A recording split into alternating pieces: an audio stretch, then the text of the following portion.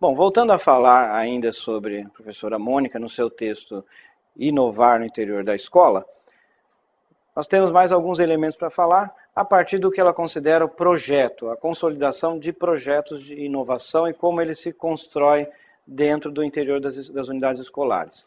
Então vejamos aqui no slide de onde partimos para essas ideias. A gente retoma, como na aula anterior, as três dimensões que ela aponta para o trabalho aqui.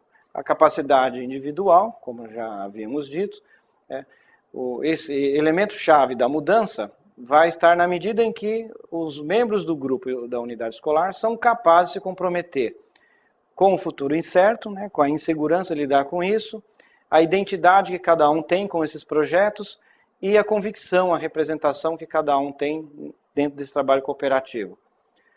E ainda assim, quando o projeto de estabelecimento escolar leva em conta essas três dimensões, ele passa a ser uma ferramenta de mudança de aprendizagem organizacional.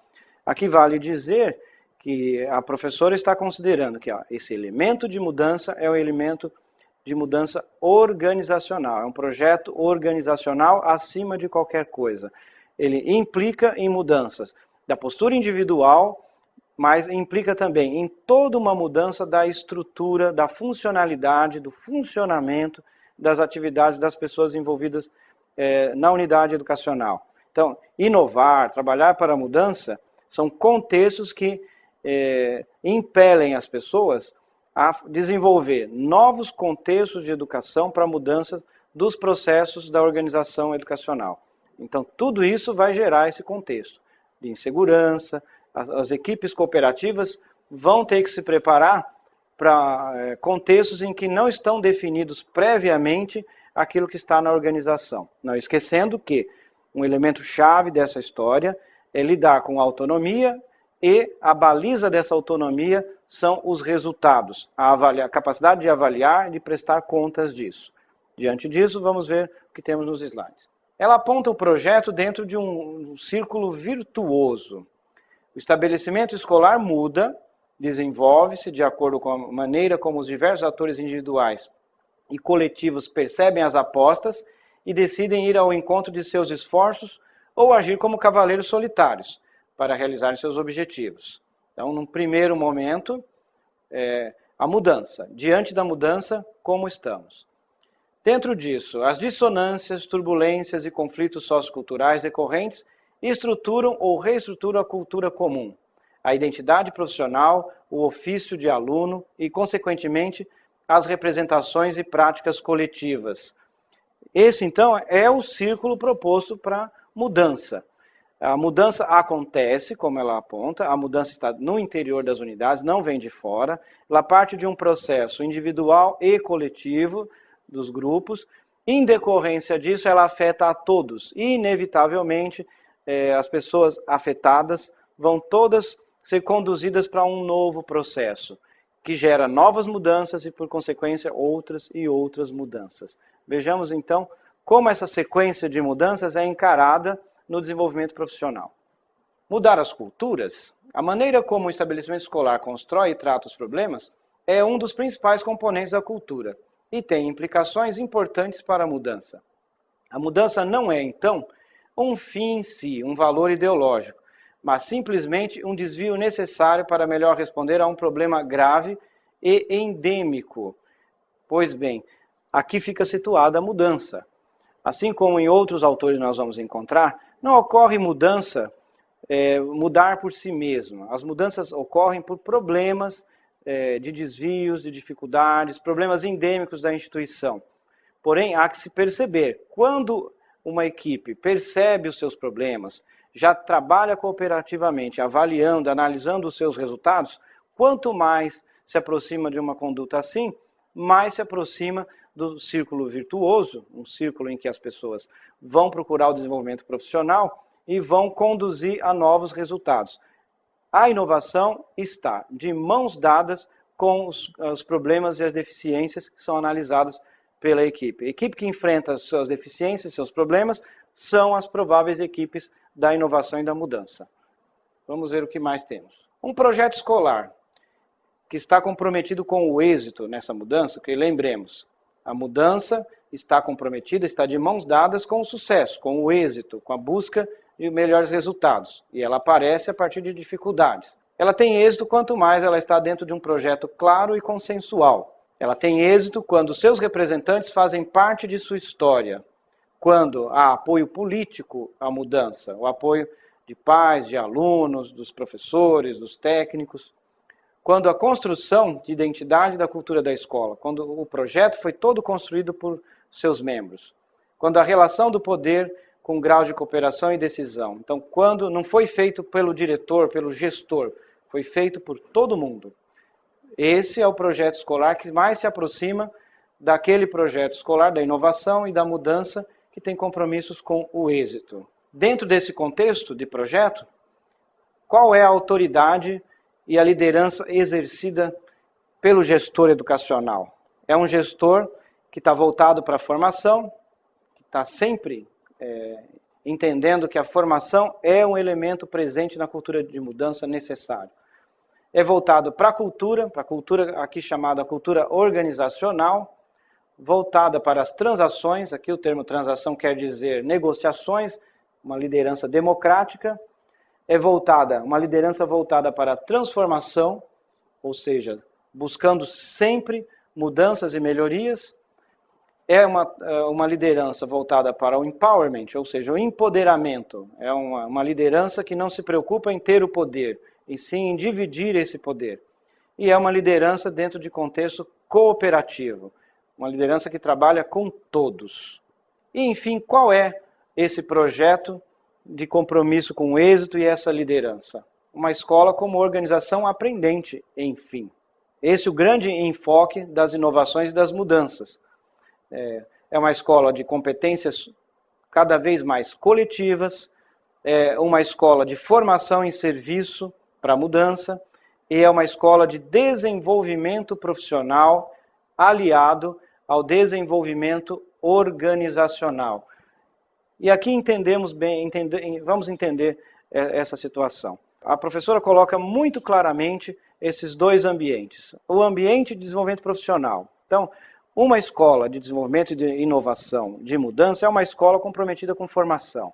Uma escola de reflexão, uma escola de cooperação com os seus membros engajados nos compromissos de mudança. Mas qual é o compromisso maior? Uma escola aprendente. É a eficiência da aprendizagem. A liderança que lidera este processo, que acompanha e que desenvolve esse processo, trabalha em dois grandes contextos. O desenvolvimento profissional e o organizacional. Então, o profissional é o compromisso com o desenvolvimento de cada um na sua ação profissional. Desenvolvimento dos professores, de pesquisa, evolução dos mecanismos de eficiência docente e da organização. Cuida da organização, os melhores processos, as melhores condições, o melhor funcionamento, a melhor conjuntura, estrutura. Então, os dois lados dessa escola aprendente têm que estar afinados. Não existe o bom profissional numa estrutura organizacional precária. Não existe uma ótima estrutura organizacional com formação profissional deficiente. Então, esses dois lados são os dois grandes eixos de ação da mudança para essa escola aprendente. E esse é o grande enfoque que a professora nos coloca nesse documento. Vejamos a seguir como isso pode acontecer, então. O que ela chama de rumo a uma organização aprendente, enfim. Porque, ao tratar disso, não podemos entender que, ao fazer o desenvolvimento profissional e o desenvolvimento organizacional, isso acontece do dia para a noite, que basta ter uma liderança e um ambiente propício. Ela coloca isso dentro de domínios de aprendizagem, de uma espiral, que nós vamos ver aqui. Ela coloca uma espiral. Então, entendamos isso aqui num conjunto de espirais. A gente tem uma espiral simples seguindo. Então, vamos considerar essa espiral. Então, uma espiral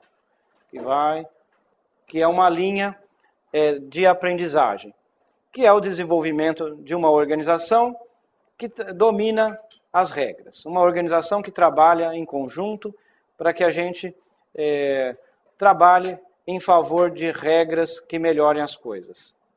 Qual categoria de aprendizagem está nesse desenvolvimento simples aqui? Pelo menos o ter direito, o dever, isso é assimilado por todos. Qual é o efeito de aprendizagem considerado pela professora? Há uma melhora. Aliado a isso, juntamos uma nova espiral. Vamos formando uma mola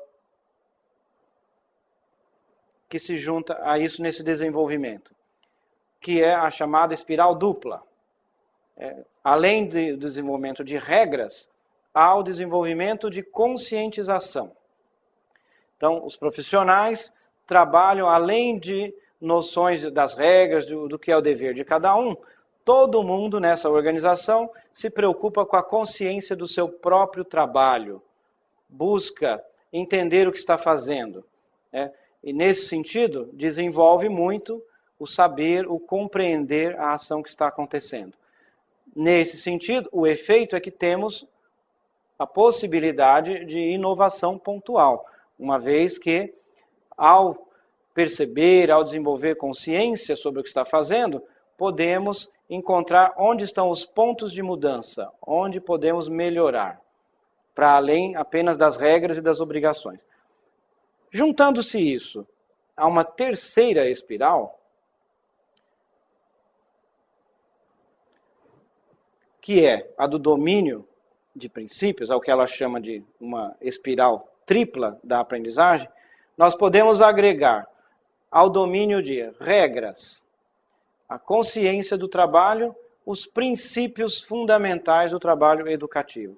Quando conseguimos desenvolver uma equipe de organização aprendente que reúne essas três áreas aqui de domínio, nós vamos ter a capacidade na aprendizagem de ousar querer a mudança. Por quê? Temos consciência do que fazemos, compreendemos, temos domínio de regras que podemos operar e entendemos os princípios, os fundamentos do ato educativo. Quando chegamos a esse patamar, segundo a professora, nós conseguimos chegar ao desenvolvimento durável. Além da inovação, além de ser capaz de inovar, porque nós sabemos, entendemos qual é o nosso problema da educação, nós sabemos desenvolver ferramentas para mudanças e para inovação. E assim, ela conclui no seu trabalho do rumo à organização aprendente, lembrando-se sempre aqui, o rumo da organização aprendente é o grande eixo para o trabalho da inovação. Inovar significa tornar a educação mais eficiente nos seus compromissos de educar e fazer isso comprometendo os seus profissionais, engajando os seus profissionais em desenvolvimento da organização e o seu desenvolvimento profissional. Ao conseguir fazer um trabalho assim, com a cooperação, nós chegamos ao que ela chama de uma organização aprendente. E aí, é claro, uma organização comprometida com inovação, com mudança, com a melhoria e com o trabalho de aprendizagem de todos para a melhoria da escola e dos seus compromissos. Assim, nós encerramos essa aula. Fica aqui o convite para as novas aulas dentro dos autores e projetos da educação. Um abraço.